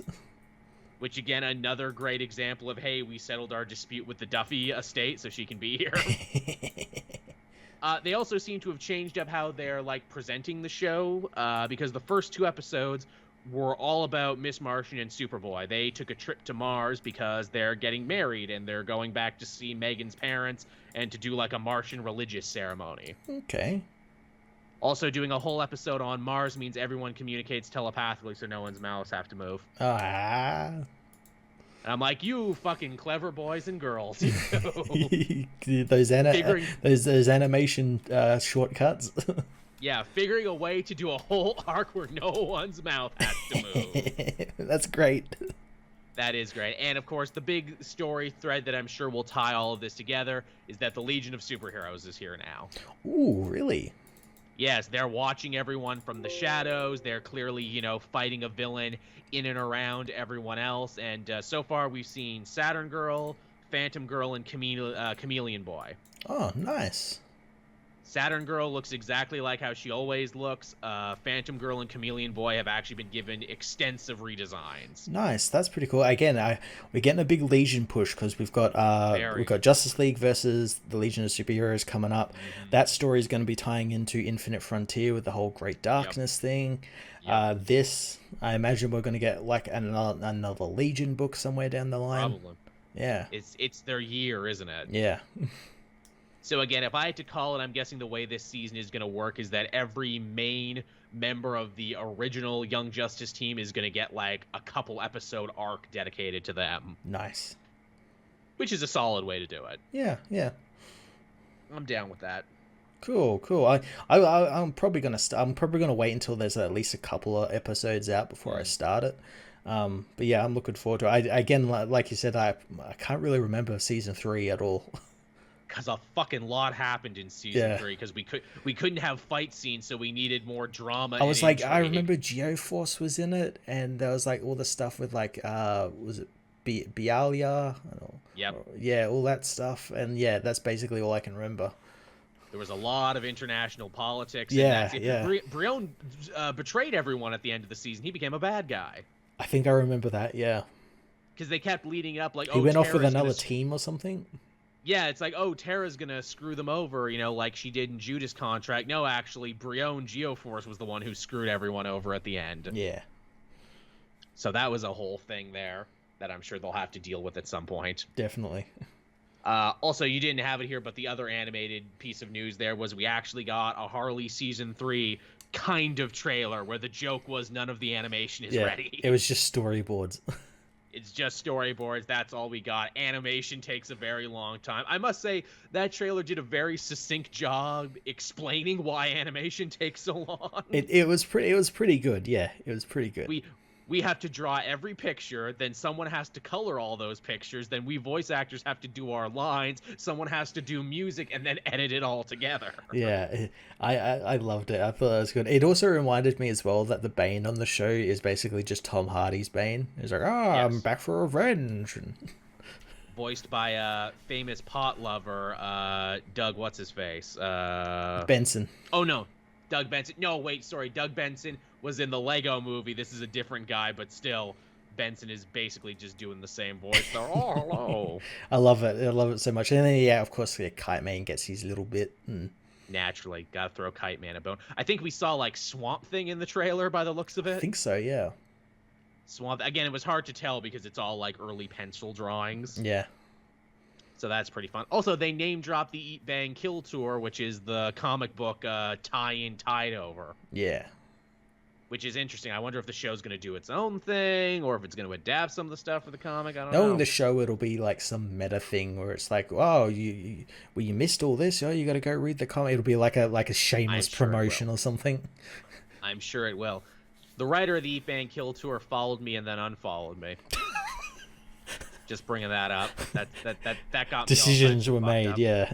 Decisions were made. That got me all kind of fucked up. I had the next issue in hand. I'm like, should I review this now? I'm like, well, if you followed me and unfollowed me, maybe I don't want to read it then. No, I'll read it. I just won't review it. I'll read it because it's good. Because it's funny. Actually, I did go through issue 3. Hush is in it. Yeah. No, I saw the panel. Harley and Ivy get into some CBT with him. Yes. Oh yeah, it's literally like Elmer and Bugs, and it's just them fucking him over for Yeah, like 22 pages. yeah. And I'm like, this is good. I like this a lot. I'm all about this. What else after that? There. Oh, there's the biggest thing, the thing that they built literally the whole show around, and you knew this was going to be the last thing. And it's why I left it to the last thing as well. Smart. You knew this was going to be the last thing, and much like the show itself, we forced you to wait this whole time until we got here. A new film franchise that DC is starting. A little independent character, that they're giving a lot of push to right now. They see great big things in his future. Bootman, I do believe he is called. He's a shoe themed superhero. Fights people with shoes. I got that right. I left at this point to go review Young Justice, so I only half heard what was going on. Yeah, no. The Batman trailer debuted Batman. after we saw some behind the scenes stuff with Matt Reeves talking about how this is the first Batman that's actually grounded, like year one. He actually said that, and I laughed. I laughed out. It was like 4 o'clock in the morning, and I laughed out loud at that. I bet. There's a lot of this stuff where it's like, okay, so this is a trade show, so you're just going to keep hitting us with a lot of industry speak, huh? Again, I like you, Matt Reeves. I know what your deal is. You got to say this shit. Yeah. The trailer looks pretty goddamn solid. Oh, it looks amazing. That Greg Fraser is the director of photography. He does all the Mandalorian. He does Dune. All the good stuff, and he's having one hell of a year.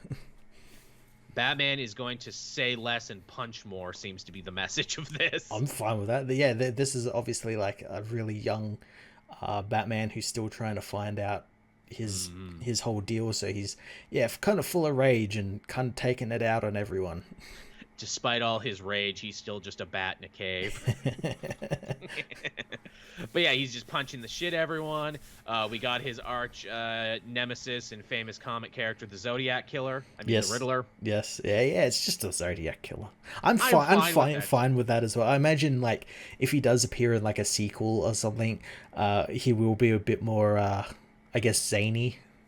I guess so. Yeah, that's fine. Again, the Zodiac Killer is already creepy, and again, the Zodiac Killer sent like riddles and ciphers and shit. So sure, why not? And then having the Zodiac Killer played by Paul Dano is even creepier. So yeah. Yes, I fucking love Paul. I have been pitching Paul Dano to be a Batman villain forever. I know. I feel he's like so good. Reeves gave me my wish. Yeah, he's so good.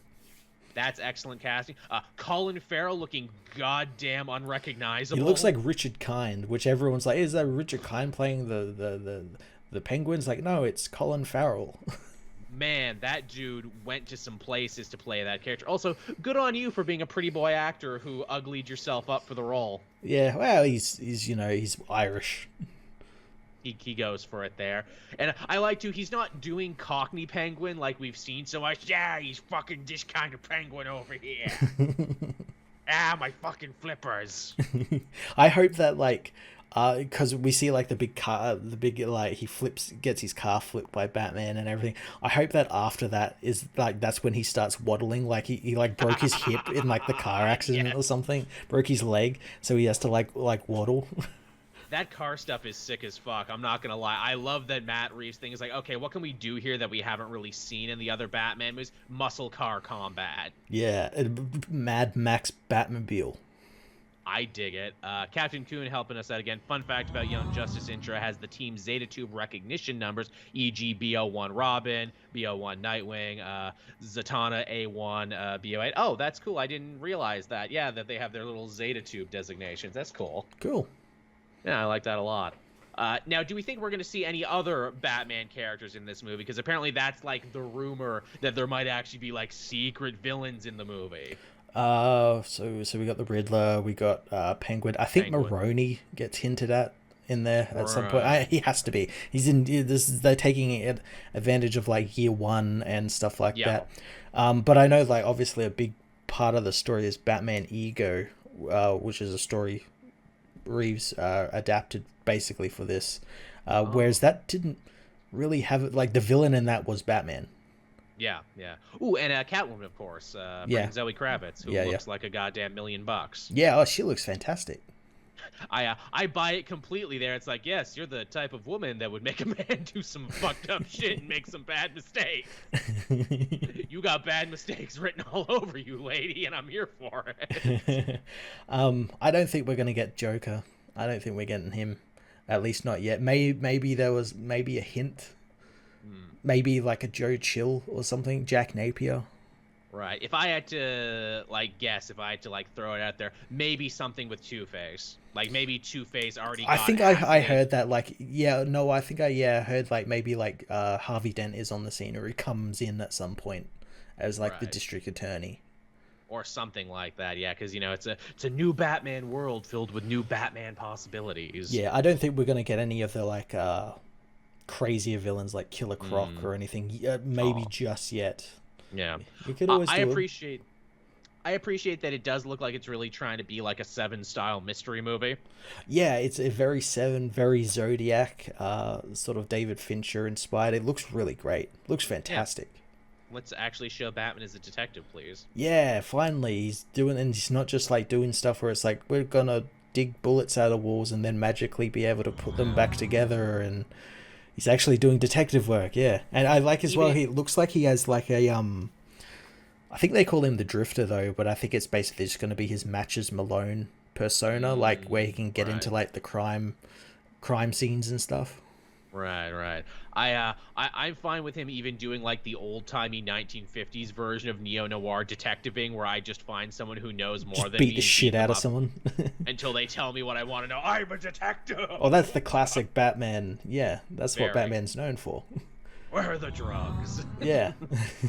B Black helping us out in the chat. What villain would you like to see in a Matt Reeves Batman sequel that is doable?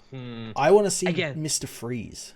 Yeah, I've been clamoring for a good Mr. Freeze forever. I think he's a little too science fiction for this universe. Well, you could change it to where he is a scientist and everything, and maybe instead of needing the suit or anything, you have him maybe he becomes disgraced with his work in cryogenics and becomes a hitman who uses so he's Richard Kuklinski, the Iceman who drives around in an ice cream truck. Yeah, who uses who uses liquid nitrogen to freeze people and kill them or something. I guess a messed up Anton Chigurh. I want to do it in a fishbowl. I mean, there's a lot of Grant Morrison villains you could use, the Flamingo or Professor Pig even. But that's really strange that they didn't go for Professor Pig, because he's basically the Zodiac Killer anyway. In a lot of ways there. Yeah, I mean, the Circus of Crime, there's a lot of really weird ones you could do.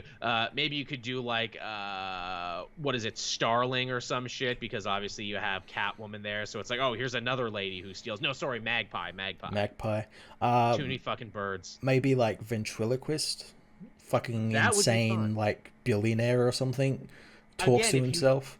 If you do that right, I think you could actually put it in this universe, be yes, there's an underworld figure there. He's a mafia czar. He's making moves. He's uniting all the gangs of Gotham against the Batman. And at the halfway point, Batman breaks into his inner sanctum. It's hello, Batman, it's me, Scarface. And Batman's what the fuck? He only talks to all his gang through puppets or something. They have cameras in them or something. Yes, it's you gotta talk to the puppet. No, it's no, everyone does it. You gotta talk to the puppet. And he shoots people who don't talk to the puppet. No, look at the puppet. Don't look at me. Look at the puppet. Fucking die. You could make that really fucked up if you wanted to. Yeah, there's definitely a horror angle. This week they had that Batman Imposter book. And it did a really great take on Ratcatcher, where he's he's a guy who likes rats. He likes them more than humans, because a rat, you know where you stand with it and everything. And he when people tell him to kill rats in the building, he gases the entire building and kills them with the rat poison and everything.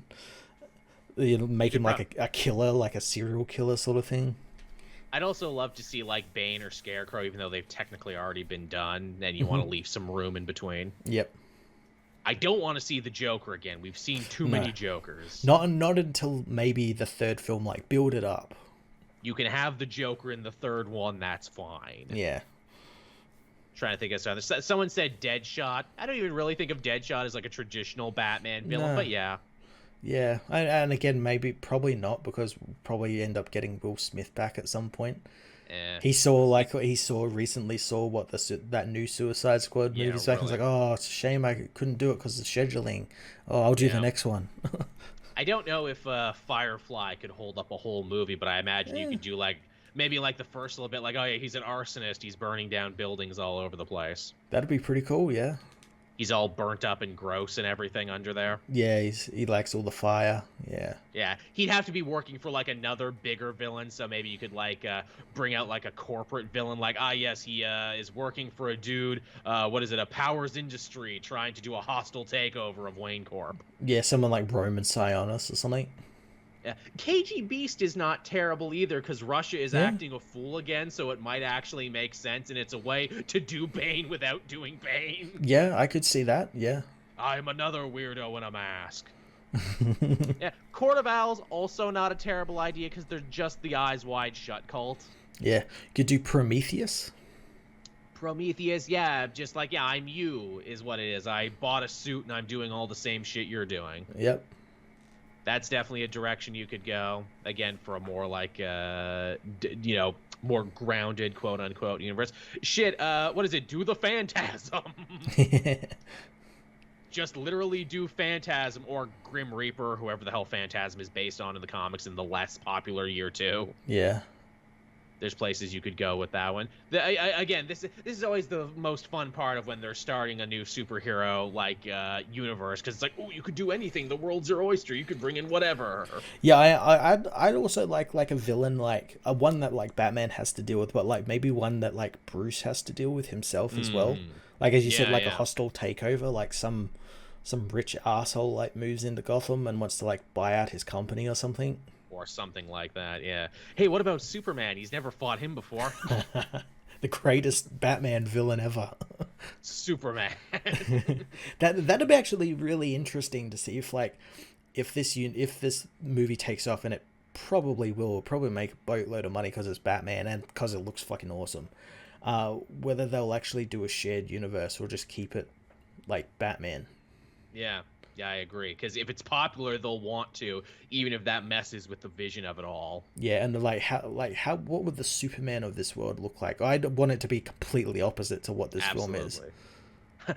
Jake Hamilton said, hey, Mad Hatter. Yeah, I kind of like that. Let's have a weird, like, child predator Mad Hatter who, like, slips people drugs that makes them think they're in Wonderland. Yeah, gives them all, like, fentanyl or something, ketamine or something. Yeah, shoots them up with, like, horse drugs or something. Yeah, make him look like some fucked up meth head with, like, fang teeth and a big hat and, like, coke nails and everything. Yeah. And he legitimately thinks he is the Mad Hatter. You could do something like that, and Batman's got to go into, like, the homeless underworld of Gotham. He's got to, like, chase him through the sewers and shit, and he's got it all painted up like Lewis Carroll. Yeah. Oh, that'd be cool. Again, just seven the shit out of it, basically. Yeah. He's the king in yellow is what he is from True Detective is what it is. Yes. Only you swap out Cthulhu mythos for Lewis Carroll, Alice in Wonderland shit. Or you just keep the Cthulhu mythos, because that's fucking awesome. Because that's good. Oh, well then you could do, Damon Blackfire, and you could do Batman the Cult for the sequel. Oh, yeah. I was just thinking about that. I was literally just thinking, I was trying to think of who the guy's name was. Yeah, Batman versus a cult. That's pretty cool. And you can even play with the idea, too, where it's like, ooh, I'm magical. I have powers. It's like, no, you're not. You're a fucking fraud, and I know you are. But no one believes them. Doing the whole cult angle, that way you can actually have, like, Batman fight a villain and Bruce fight a villain. Like, the cult, like, starts, like, because it's like Scientology. It starts, like, buying up, like, huge sections of the city and whatnot. And Bruce has to deal with, like, the charismatic, like, public figure of that cult, who's just David Miscavige. I like that a lot, actually. That's pretty... Matt, I think we wrote a pretty good sequel. Let's send this to Matt Reeves. And again, too, if he's fighting the cult leader, that's a great way, too, to bring in, like, other villains who are working for him on the side. Like, again, Firefly is burning down buildings for him because it's all part of a big land grab. Yeah, exactly. He thinks it's one thing, but it's actually We've cracked it. Get Matt Reeves on the phone now. I'll call him up. Also, hey, Damon Blackfire, Firefly, you get all the fire-themed villains in there. That's great. I feel like we're forgetting some. Wasn't there another big thing at the show that we didn't talk about? This is most of the stuff. I I think I left off like just with that DC animation. We didn't really get much of it, but they did talk about that that new Yes, the Superman show. the Superman show. We saw a little bit of art for, which looks cool. We saw Yes. more of that Batman Caped Crusader or whatever it's called, which is literally just going to be a reboot of Batman the animated series, but how Bruce They Timm literally wanted said to it. do it, which probably means Yeah. he's gonna fuck Batgirl or something. Yeah, never has anyone said anything where it's like, oh yeah, it's a reboot of Batman the Animated Series. We're going back to our roots. Cool, it's more Batman the Animated Series than Batman the Animated Series. And then old Bruce Timm comes out, who is looking very old these days. Yeah. Who comes out and it's like, I'm gonna get to do everything I never got to do on Batman the Animated Series. Ooh, I've seen what your everything looks like, sir. The one thing that had me excited though was that James Tucker is involved, and he obviously Yes. did like the animated series, the Justice League, when he's writing that Justice League Infinity comic at the moment. Jammed him So, out this so bit. maybe he might be able to like balance it out. He's always been a balancing force because, like, you know, you talk to Bruce Timm, it's like, oh, I want to do fucking Frank Miller, I want to do this, that, and the other. When they talk to James Tucker, what do you want to do? I want to do Brave and the Bold, and I want to do Dick Sprang. Yeah, I want to do black and white episodes about detective noirs, and Literally, they have been trying to do a black and white they episode mentioned that since on the there. 90s. They mentioned that on there. Maybe we can finally do a black and white episode. They have very literally wanted to do that forever, and the network would never let them do it. They're like, no, this is Saturday morning for kids. If it comes on in black and white, they will turn away. And I'm like, fair enough, but it's an app now for adults, so yeah, they can just do black and white if they want. Yeah. I'd be fine with it. It'll be artsy. Yes. Someone said, yeah, Doom Patrol Season 4 actually got announced. It's official now, which is Hell super yeah. cool. Hell yeah. This season has been really tight. They're doing Yeah. the Sisterhood of Dada, an updating of the Brotherhood of Dada. Yeah, it's fantastic. It's been fantastic. They're very cool. It's like, yeah, the Doom Patrol fight like a group of villains who are as weird as them. Are they really villains, though? Well, is the Doom Patrol really heroes, though? It seems like sick people fighting other sick people. I love what they do with the Frenzy, because the Frenzy in the comics is just like, oh, I've got a bicycle on my back, and I can create tornadoes. In the show, though, his power seems to be making Cyborg think he's a bad black man. Was a pretty fucking cool power. There's no way to fight against that. Guilt. Guilt, like he literally just guilt the fuck. He doesn't even throw a punch, and he beats him by guilting the shit out of him. Also, the Fog definitely wanted to fuck Crazy Jane, but I mean, come on, Yeah. it's gonna happen. That's pretty good. Captain Coon, get Dini to do his episode with Sandman. Yeah, if everyone can do everything, then yeah, Paul Dini should get to do an episode where he does his Sandman pitch that he could never do in the show. Do it. Now that's Dodson Sandman, right? JSA one? Yeah. Yeah. Yeah. Yeah, Oh, do yes. the version that he Yes, always wanted please. to do that never could. Yeah, I'm totally on board with that. Yeah, they didn't announce it at the show, but yeah, Zdarsky is doing a Batman comic too for Black Label, Batman the Knight. Yeah, we're exploring never before seen territory with this comic where we get to learn how Batman became Batman. You mean Batman wasn't always Batman? He wasn't born Batman? I assume he came out of the womb Batman. When his parents were shot, he was wearing a little cape and ears. Again, like I get, and it's much like the Imposter, which I read this week, which I really enjoyed. But it's like you're doing all these Batman books and you're getting these good writers, which is like really hard because it's like, oh, it's a Zdarsky Batman book, it'll be great, but like I'm sure it will be. The synopsises are just so bland. They all sound the same. I didn't pick up The Imposter because I'm like, no, I cannot do another Batman right now. It's not a Batman book. It's about a new character called Detective Wong. Oh, very. And Batman's like interesting. like an element in the story. It's like that Joker. It's like that Jeff Lemire Joker book. Okay, that's okay. You may have sold me on this one. It's a backdoor thing. We put Batman. It's like that Joker book where it's all about Jim Gordon, where Joker's like a side character in it. Yeah. Also, as the chat is there, it was Game and Sam, and yes, the whole pitch was that Dini wanted to do an episode where Batman dies and he meets death. Oh, basically. nice. Oh, that'd be awesome. And he meets the Endless, and they have like a whole thing about like, oh, is this life worth lived and everything, and like, oh, you know, should I return to the world of the living or not? And hey, that would be pretty good timing to talk about it too, because we are getting a Sandman show. Yeah, we saw some of that like a couple of weeks ago at that Netflix thing. And then we saw like a picture of Gwendolyn Christie as who's she playing? Satan. Satan, yeah. Yeah. She looks pretty good. Looks pretty cool. She looks pretty good. Death looks pretty good. The guy they got playing Morpheus looks pretty good. They got his bedhead just right. I like his fucking voice. Yeah. I think that'll be another good one. I think Vertigo is the future of really good DC TV. Yeah, yeah. But you know what else is really good DC TV? Pennyworth, because that's getting a 3rd season. I am fucking shocked to my core. A, that it's happening. B, that they brought it up on Fandom. I'm like, no one is. It got like a this. big piece of fandom as well, as they like brought the main actors out and everything. That is a joke. They are keeping that show on as a bet, as a prank. I remember I seen people saying that it's a money laundering scheme. This is like them like laundering their like coke money. It is the only thing that makes sense. The producer of that show must have naked pictures of Jim Lee. It is the only way. It's the only way that makes sense. I cannot believe who is watching It's gotten that to the point where I'm like, okay, so it's getting a 3rd season. Maybe I should check it out. It's all on one of the apps I've got here. I'm thinking, maybe I should check it out. Maybe there's something worth it.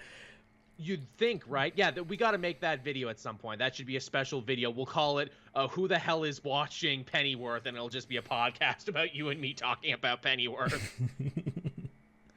Well, there was a bunch of other stuff. People were reminding us of minor stuff that happened on the show. Yeah, Why the Last Man got cancelled. Yes, it did, and I did. After how many years of like build up, development? Like, it was in development for at least a good 15 years, I think. Fucking tell me, man. Is it weird that we are in this era now where there is so much comic TV and so much stuff that when something gets canceled, I feel an odd sense of relief to be like, oh, good, something I don't have to watch and have opinion about. Yeah, don't have to watch that. And it got cancelled before the season was even over. Wow, that is so fucking sad. Well, try again in 8 years.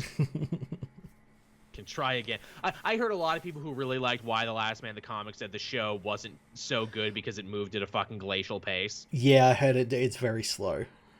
And that they like really try and make the main character sympathetic when he's not in the book, when the whole point is that he has to be kind of an asshole for the story to work. Yeah. Which is total TV writing, where it's like, oh, but if people don't like the male lead, then why are they gonna watch? Yeah, well, because that's the story we're telling. The monkey, though. The monkey, though, he's got a cute monkey. Oh, now I remember what I was gonna talk about. Sweet Tooth is getting a season 2. Yeah, I think that was kind of like a given. It was, but they announced it, and they got to talk to the kid, who just seems to be nice and charming and excited and happy for all of it, which you like to see. Yeah, I liked that. I learned that those ears of his are animatronic. I thought that was CGI. Same, yeah. It's like, no, they're like little robot ears and someone works them off camera. Yeah, I thought that was pretty cool. But yeah, no, I really like Sweet Tooth. I thought that was a great show. Same. Very surprising. I did not expect to like it as much as I did, especially because I never read Word 1 of the comic. I always saw it on the shelf. And then, like, when I saw the show, I'm like, oh, is this what it's about? Oh, cool. Good for Jeff Lemire. Yeah. Also, we actually got to see Jeff Lemire doing little Sweet Tooth sketches because I guess he, like, draws some of it, too. Mm-hmm. So that's cool. I'm glad he got a payday. I also was certain they filmed it in Vancouver, but no, they filmed it in New Zealand, apparently. I was surprised about that as well. I'm like, huh. So you filmed, like, you're the Yellowstone stuff in just New Zealand. I guess it makes sense. It's all, like, mountains and stuff. Beautiful landscape. It's a beautiful looking show. Yeah, yeah. Now that I know they got that Hobbit connection. Mm-hmm. Got that Hobbit stuff going on. But yeah, I mean, I guess that's basically everything from DC Fandom. There was a lot. There was more than I thought.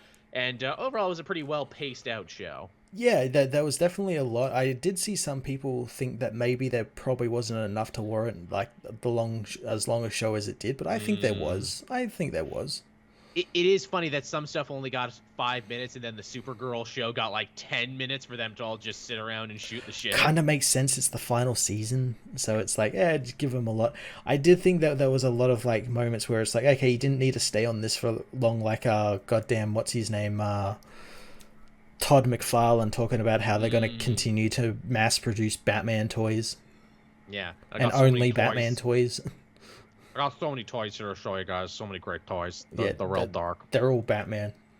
They're all Batman. They're all really good. They're fucking good toys. They are fucking good toys, though. I'm not gonna lie. They are. I've got the McFarlane Superman toy, and it's really fucking good. Damn you, Todd! You make a good toy. Oh yeah, I guess they kind of talked about that Super Pets movie for a minute, which again, I already know that's going to make $1 billion because it's The Rock and it's cute animals. Oh right, yes, the Cameron Newton Superman hat.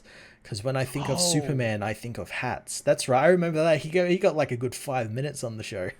yeah, Cam Newton got like 5 good minutes on the show, and then that European soccer guy, or sorry, football guy, got like five Oh minutes to yeah. him too. And I'm like, oh, is this the deal where it's like, look, we'll come on and lend our celebrity to your thing, but you got to give us 5 uninterrupted minutes to sell our own shit? Fuck off! That hat cost $750. It's a Of fucking course it hat. does. It was like a blue fedora. Of course it costs 700. Why wouldn't it cost God damn it! $700? God damn it! Look, what Matt and I are saying is we're going to start a Kickstarter soon so we can both get Cam Newton's Superman hat. Could you imagine just pissing money away? Oh. Give me, I want that. Now, here's the thing. I would buy that hat. It still wouldn't fit me because I don't know if people see, but I have just like a freakishly Yeah. large head. Yeah. No hat fits me. Yeah. It's the worst. It's why I'm not a hat person. But I'll spend $750 and I'll put it here as a reminder of that time Cam Newton it'll tried to sell us look hats. look over you in shame. In shame, this is my purchase. Why do you leave it there, Joel? As a reminder. It's not a signal. It's a warning.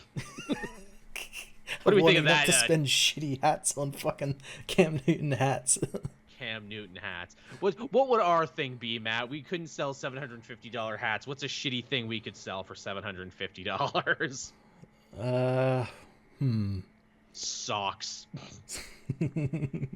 Yes, know, those socks. What was like? What are? Oh, they're just plain white socks. They're super socks, but they're just white socks. Yeah, well, you got to look at them with supervision. Duh. You got to look under black light. Don't do Yeah, that. that's the only way it works. See, at that point, then we're just Kanye's charging $200 for plain white T-shirts. Yeah. And then complaining at our concerts why our $700 T-shirts aren't. These selling. aren't the Yeezys. These are the TCs. Slightly different. I say as I wear a white Gillidan shirt, which is like the cheapest shirt on Amazon. That should let you know about my spending habits. What is the least amount I can spend on something that's still technically closed? David there, I don't need a hat to feel shame. I just look in the mirror. Oh, badum-tish. Don't we all? Don't we all? An industrial tank of G Fuel. Yeah, why haven't the G Fuel guys asked us to shell for them yet? I was in the pharmacy the other day and I actually saw that, like, where like No all the shit. health supplements were. I was like, oh, it like blew my mind because like you see it all in all these fucking YouTubers shilling it, the But you shit out never of it. see it in the wild. Yeah, and I saw it, and it was like the PewDiePie ones and everything.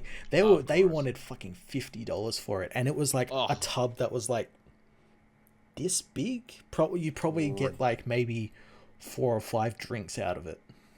Goddamn dickus. There's another company out there. They're kind of like G Fuel, but not. They got like a samurai motif. They also work with streamers, but their big difference is that if you sell enough of it, you actually get to name a flavor after yourself. So we would have to have the comic multiverse mango or the multiverse mint or something like that. I want to know what these G Fuel like.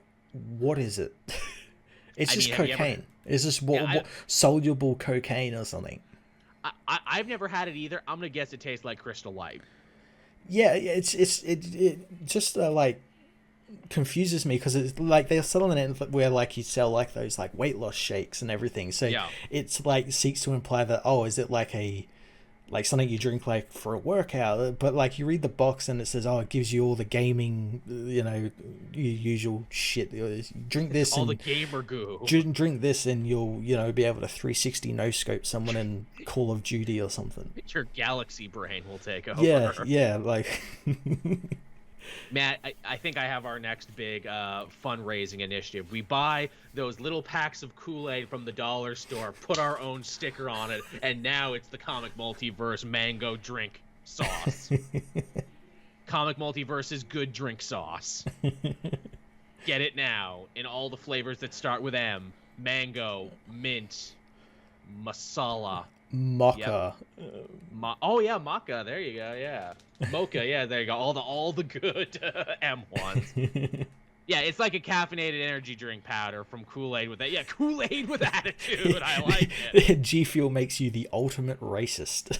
The ultimate racist, by which we mean you race really fast. You're really good at racing. That's what we You become mean. the ultimate gamer. Ultimate gamer goo in a cup. Now we're just fucking rambling. I think we can bring the show to a goddamn end now, can't you? We talked about all the fandom. Overall, pretty good show. Some exciting stuff. I guess what's our favorite thing? What was our favorite thing from fandom? I just like that they had like comic book stuff. Same. That it was like actually that it had a place. integrated into the show and wasn't like something that they tacked on at the end when everyone had already left. Yeah, it's nice that DC didn't forget comics exist, and also because this is a multimedia show, maybe this means people who are watching for only the TV and movie trailers will actually know that things are going on in comics, and maybe it'll make them want to pick up a comic and read it. Yeah, again, they talked about like all that comic book stuff. They mentioned all the stuff happening in Superman. They didn't mention any of the stuff happening in the Batman book because the writer's leaving. Yeah, that felt very deliberate, didn't it? It did, because they filmed this a couple months ago. They probably didn't know Joshua Williamson was coming in yet, so they probably didn't even know what he was going to talk about yet. Yeah. Yeah, wow, that's interesting. Wonder Woman and Superman got a moment in the sun, but Batman didn't. Holy shit. Yeah. That never happens. I like that. I like the Batman trailer, obviously. I wish I knew more about Suicide Squad. What is it? What kind of game it is? How does it play? Functorial mentions they briefly mentioned webtoons. Yeah, and that Wayne Family Adventures, that live action thing ain't happening anymore. Yes, it got canceled because apparently they never got the go-ahead from DC. They just assumed. They just assumed they could do it. How does some professional do that? How do you? That's fucking wild. And then get as far as they did, where like they had people cast and like costumes, and no one once hey, when's DC coming down to have a look, or like what does DC think of this? Yeah, they got costumes again, actual industry people like Lisa Foyles and a couple Power Rangers and everything there. Y'all should have known better. Yeah. Y'all really should have known. But here's the thing: it'd be funny. DC shuts it down, and then after seeing how much people likes it, turns around and does their own cheaper version. I could totally see that happening. Yeah. Could totally see that happening. Yeah. Yeah, that was fucking crazy that no one thought to look into that, and we all just assumed until DC's lawyers came out and they're like, That webtoon thing was really weird because they talked about like the Wayne Family Adventures because that's the only DC thing, and then they said there's more coming, but they didn't say what. Yes. So like that's probably not going to happen for a while. I guess so. Yeah, I gotta work that out. It's fucking weird. If it happens after this whole thing, you know. Who knows? Yeah, I like that. Obviously, the Batman trailer was the biggest thing because they knew it was going to be the biggest thing. Oh, and we have a release date. It's in March now. Yeah. That's not too far away. No, not far at all. In fact, because of this, I went out of my way to actually get my, Canadian government vaccine ID, USR code or whatever. Nice. So they can track you and... So they can track me so Bill Gates knows where I am at all times, but also so I can go to the movies. Yeah. It's funny, it took 2 seconds, which I was not used to whenever doing anything for the government. I always assume it's going to be like pulling fucking teeth. Yeah. It was actually very easy. They're like, hey, give us your name, your address, and your health card number. Cool. We know how many shots you got because we're the government. We have it was the same with mine. I got like all of my stuff was done on like paper, and then like I got home and like checked my Medi thing, and it's like the number's already on there, and it's like, oh, they would have just scanned it in like when I went to get my vaccinations. It's nice to see something from the government actually work the way it's supposed to, right? They're like, yeah, we're the government. We know how many shots you have. I don't know whether I should be concerned because like, oh, maybe it's working so like quickly because like not a lot of people are doing it. I know, right? Isn't that the fucking tear? Well, guess what?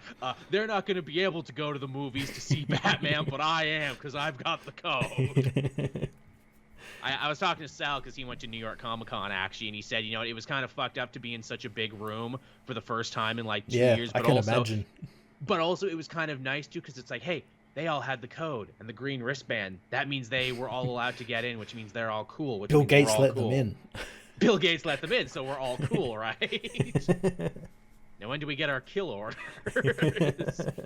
Exterminate. Yeah, see, I got 2 different shots there, so I'm probably only gonna get half my kill order, so it's gonna be really fucked up. I was really worried about mixing and matching. I just got 2 Pfizer ones, but Lucky there you. was a moment there where it's like, oh, you could get Pfizer and then get that Modernia or whatever it's called. Moderna. I'm like, yeah, no, I want like the same. I don't want different orders, coming in. Yeah.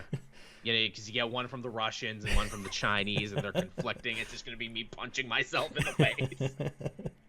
See, I wanted to wait, but at the same time, too, it's like, fuck, Canadian supply chains. I don't know when I'm going to get to do it again. My poor mom got really fucked over because she got the AstraZeneca one when it was new. Apparently the American borders and a lot of other borders don't actually accept that now. Oh, really?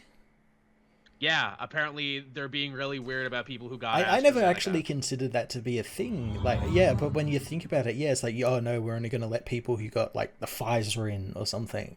Yeah, I never actually considered that. Holy shit. Well, because AstraZeneca was kind of the fucky one, and again, she had like more side effects than me. She was fine after like 24 hours, but like lots of night sweats. Yeah. The Captain Kun helping us out one more time as we try and end the show. The government can now track your cholesterol. Spoiler, it's not great. It isn't, I'm sure. After 2 years of eating takeout and staying inside, I'm sure it's real bad. That's the only thing they can track, just the cholesterol. Like, it's like, hey, it was come online. It's his cholesterol. Ooh, can we track anything else? Nope. Yeah, eat an apple, you fat fuck. we can track his urine levels. They're very high.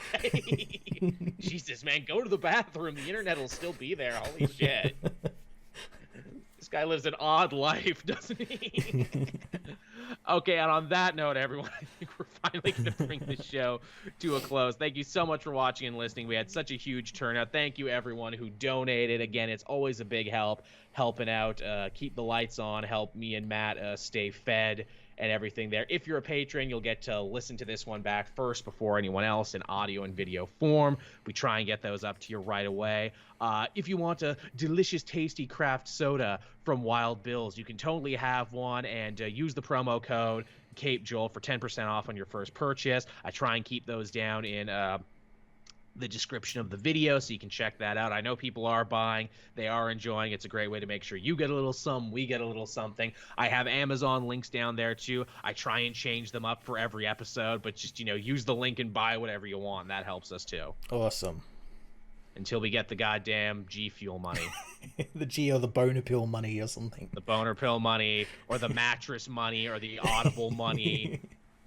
Hey, do Infernal Restraint still do stuff? I'll totally shell for them. The weirder the company, the better. Can we like show like local car dealerships? Oh God, I wish. I totally would if I could. Hey, go to Crazy Al's Mazda Emporium.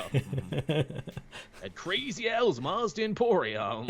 Bad credit, no credit, you're the boss. Yeah. See, look, I was born to trade in your house deed for a car or something. For a car, yeah. It's great. Everyone's buying new cars now. All right, on that note, everyone, the show really is over. Thank you, everyone. Good night. Bye-bye.